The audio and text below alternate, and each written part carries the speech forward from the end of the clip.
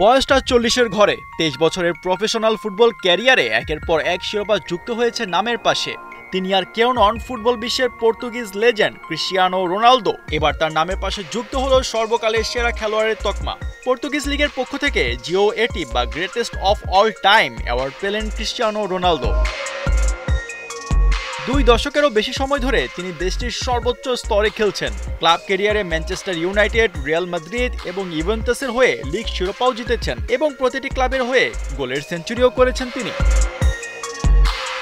Champions লিগে অসংখ্য record ভেঙেছেন Ronaldo. পাশাপাশি আন্তর্জাতিক ম্যাচে তার গোল সংখ্যা 141 এবং ম্যাচ খেলার সংখ্যা 223। তারপরেই আছেন লিওনেল মেসি, 194 ম্যাচে 114 গোল। রোনালদোর এই রেকর্ড হয়তো অচিরেই ভাঙা সম্ভব না।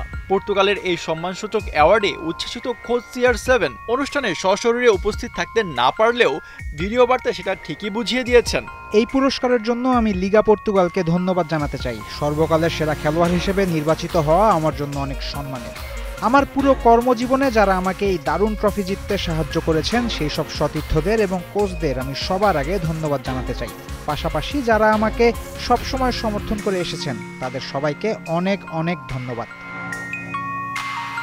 রোনালদোর সামনে এখন টার্গেট 1000 গোলের মাইলস্টোন, যেখান থেকে তিনি মাত্র 57 গোল দূরে আছেন। পর্তুগালকে সম্প্রতি দ্বিতীয় ইউএফা নেশনস লিগ শিরোপা জয়েও সাহায্য করেছেন। এখন দলটির পুরো মনোযোগ 2026 ফিফা বিশ্বকাপের দিকে।